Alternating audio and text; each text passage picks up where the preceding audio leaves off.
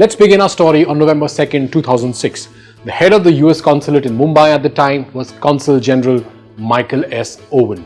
On that day, Owen sent a diplomatic cable to several American offices informing them about the rise of a regional politician in India who was becoming more powerful by the day.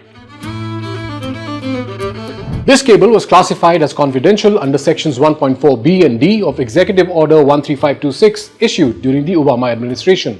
Section 1.4b covers information related to foreign government affairs, while section 1.4d applies to information on foreign relations or the foreign activities of the United States. In 2007, a US office in New Delhi sent out another cable, also classified under the same sections 1.4b and d of Executive Order 13526. This cable provided the CIA and other agencies listed here a rough estimate of another important Indian politician. The subject of this cable was the heir apparent of a prominent political dynasty of India, who had been making, and I quote, elliptical and controversial statements ahead of a key election in one of India's most important states. I'll reveal who those politicians were and why these cables are so significant at the end of this video. First, I must share a story like no other. A story that not only altered the course of several political landscapes around the world, but also changed the trajectories of entire countries and some of the world's most powerful, most secretive institutions. I'm Manish Adhikary, and you are watching First Things Fast. Leaked to newspapers and posted online by the whistleblower group Wikileaks. All the diplomatic juice stored in those classified cables I mentioned at the start began to be squeezed out starting 2010. It was part of an exercise called Cablegate, executed by a guy whose first role in life, right from his teenage years, was that of a hacker. Wikileaks founder Julian Assange. By the age of 25, he was facing multiple hacking charges, and by 35, he had formed an organization dedicated to leaking sensitive and classified information from secretive entities. That man is Julian Assange, and the organization that made all these leaks possible is now famous as Wikileaks. From Tehran to Tripoli, Kabul to the UK, reaction is pouring in over the latest Wikileaks release. 1-8, gauge, clear. Come on. Clear. The clip you just watched, released by Wikileaks in 2010, is part of a classified US military video. It showed a helicopter attack in Baghdad that killed multiple people, including 2 Reuters journalists. Now, this footage sparked outrage and showed just how ghastly the realities of the Iraq war really were. Also in 2010, Wikileaks released the Afghan and Iraq war logs, as well as the American diplomatic cables. The war logs contained nearly 5 lakh documents detailing the US military's actions in Afghanistan and Iraq. Its internet publishers call it the secret diary of the 9-year-old Afghan war. Now, these leaks exposed previously undisclosed civilian casualties and incidents of torture, challenging official narratives and prompting global debates on the ethics of war. This is The Guardian from this morning, 14 pages about this topic. Then there were the leaks called Cablegate. These included over 2.5 lakh US diplomatic cables revealing candid assessments of world leaders, secret deals and espionage activities. In one, Saudi Arabia's King Abdullah presses the US to cut off the head of the snake by taking action against Iran's nuclear program. These massive disclosures shook diplomatic relations worldwide and exposed the inner workings of US foreign policy. In fact, there is at least this one batch of cables specifically that some experts say could have sparked the Arab Spring in West Asia. The story goes something like this. The US Embassy in Tunis sent out a bunch of cables between Jan 2006 and June 2009, covering a wide range of topics, from corruption to the opulence of the ruling family. That's the family of Tunisia's then President Zine Al Abidine Ben Ali. In a rather straightforward proof of the opulence I mentioned earlier, US Ambassador to Tunisia, Robert Godek, in one of the cables he sent out, described a dinner he had with Ben Ali's daughter and a husband, Mohammed Shakar Al-Materi, in 2009. El-Materi, a wealthy businessman, Godek's cable mentioned, owned a pet tiger fed on a constant supply of chickens. Tunisians were already frustrated with high unemployment, corruption and political repression. Also, of Tunisia's 10 million population, 2 million people were Facebook users back then. So when these cables became public thanks to Wikileaks, they spread like wildfire on Tunisian social media. It was in this climate that a fruit seller called Mohamed Bouazizi set himself on fire a few days later when local officials confiscated his cart and humiliated him. His act of desperation resonated deeply with many Tunisians, symbolizing their daily struggles and the regime's corruption. As the details of the cable and Bouazizi's story spread, the public's anger boiled over. Mass protests erupted, and within weeks, Ben Ali was forced to flee the country, marking the beginning of what we now know as the Arab Spring. Now, this sparked similar uprisings across the Middle East and North Africa. So it was in Tunisia, as that vendor's act of desperation tapped into the frustration felt throughout the country. The impact of Wikileaks was not limited to West Asia alone. In India, for instance, Wikileaks released diplomatic cables in 2011 suggesting that the UPA government engaged in vote buying to survive a no-confidence motion in 2008.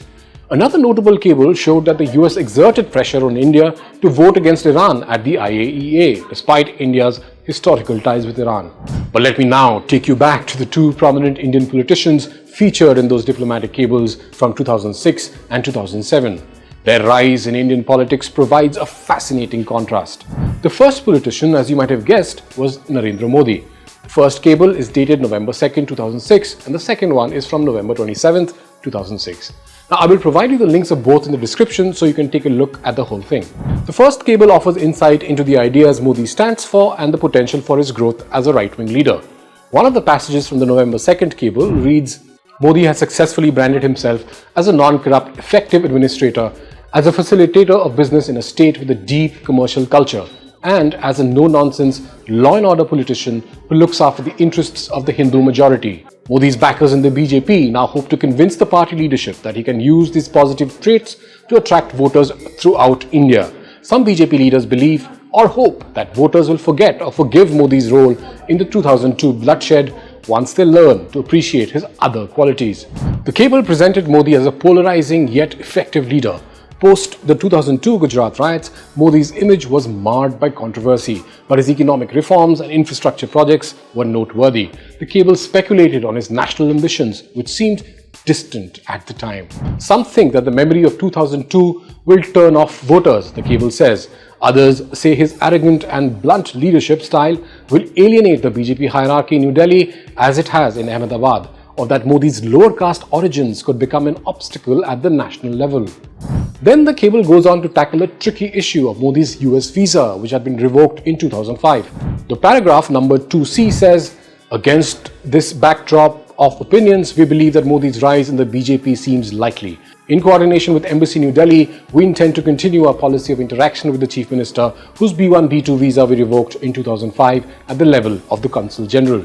The next cable sums up the US Consul General's first meeting with Modi since his US visa was revoked in 2005. The passage numbered 1C here reads, Modi provided a glowing overview of his accomplishments in office, including better roads and rapid economic growth. Consul General acknowledged progress in many areas, but queried the CM on communal relations in general and efforts to hold accountable those officials responsible for the violence of 2002 in particular. A visibly annoyed Modi launched a spirited defense consisting of accusations of US government's meddling, attacks on US human rights abuses in Abu Ghraib and elsewhere, and allegations that Muslims were better off in Gujarat than anywhere else in India. When the cables were leaked in 2011, Modi addressed them in his signature style. मैंने आंख में आंख मिलाकर के उनसे कह दिया था कि अमेरिका हमें मानवता की सलाह न दे। अमेरिका ने मानवता के उल्लंघन के क्या-क्या खेल किए हैं, सारे मैंने उनको गिन के सुनाए थे। आज विकीलीक्स में उसका उल्लेख है। Modi said that the cables had accurately called him incorruptible. उन्होंने कहा कि मोदी अनकरप्टेबल है।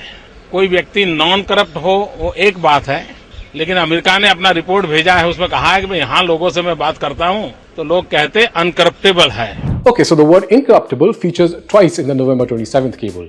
The first time in the context of the Consul General's meeting with Yuvraj Digvijay Singh Ji, then MP of the Congress Party, the principal rival of Modi's BJP. The para numbered 14C from the memo reads, Singh Ji raised another reason why Modi could face challenges in becoming a national leader. Modi's reputation for being completely incorruptible is accurate, and if he were to become a national leader, he would crack down on corruption throughout the BJP. The cable says that Singh Ji also pointed to the fact that there are too many BJP rank and file waiting to line their pockets once the BJP returns to power, and the prospect of Modi cracking the whip on corruption is entirely unappealing to this crowd, end quote. Then in para 13C, there is a mention of another Congress leader, this one from Rajkot, called Manohar Singh Jadeja. The cable quotes Jadeja as saying Modi is extremely popular and even Muslims are now supporting him to some extent because he's viewed as someone who is completely incorruptible and can deliver the goods. The Consul General asked if Modi could become a national BJP leader, and that Jadeja said he hoped so because as long as he was the CM in Gujarat, Congress would face a tough challenge. How about that? Who would have thought that the tough challenge would lead to the Congress losing 3 back-to-back general elections to the Modi juggernaut? Least of all, Rahul Gandhi, right? Now this brings us to our subject number 2. A few months after these cables of Narendra Modi were sent out, a similar cable provided an assessment of the Rahul Gandhi of 2007. The cable, dated 23rd April 2007, provides a critical assessment of Rahul Gandhi's early political career, particularly focusing on his performance during the Uttar Pradesh electoral campaign. And the cable was not very effusive. It started by saying, during a series of roadshows meant to jumpstart the Congress campaign in ongoing UP elections, Rahul made elliptical and controversial statements regarding Pakistan, the destruction of the Babri Mosque and UP politics that were greeted with disbelief and derision. Now, elliptical statements are those that are vague or incomplete, making them difficult to understand. Now, that cable also highlighted several instances where Rahul Gandhi's statements caused confusion and controversy. The cable's passage listed as 2U reads, on April 15th, Rahul, in a speech at a UP campaign rally, stated that I belong to the family which has never moved backwards, which has never gone back on its words, be it the freedom struggle, the division of Pakistan, or taking India into the 21st century. The cable also noted the widespread negative reactions to Rahul's remarks. Then BJP spokesman Prakash Javadekar apparently said, if he claims this for his family, then he should also own up to the failure that resulted in partition and the capture and occupation of large parts of Kashmir or Pakistan soon after independence. The cable also quotes then CPI National Secretary D. Raja suggesting that Rahul had no grasp of historical issues and should stick to current events. The cable states that Prime Minister Manmohan Singh attempted to mitigate the damage by endorsing Rahul as the leader of the future, but this was poorly received. The cable notes that the timing of the PM's statement was unfortunate as it coincided with the media coverage of Rahul's blunders. The cable concludes that Rahul Gandhi's political debut was uneven and problematic. Rahul's dismal performance on the campaign trail has narrowed the party's already limited options in UP, the cable says. As we look back, these diplomatic cables offer a stark contrast between two political trajectories. Narendra Modi, once a regional leader overshadowed by controversy, has risen to become India's Prime Minister, shaping the nation's policies and global standing. His transformation from the subject of a skeptical 2006 cable to a 3-term Prime Minister is a testament to his political acumen and resilience. On the other hand, Rahul Gandhi's early missteps, as highlighted in the 2007 cable, painted a picture of a leader struggling to find his footing. However, the narrative for Rahul Gandhi is not set in stone. His recent rise as the leader of the opposition marks a significant turnaround, suggesting that his political journey is still evolving. As these cables remind us, the world of politics is ever changing. Julian Assange may be finally home now, but the world of politics, whether in India or abroad, continues to evolve and produce captivating stories. Stay tuned to India Today, where we bring you these stories with depth and insight. If you found this video informative, please like, comment and subscribe for more updates. Thank you for watching First Things Fast.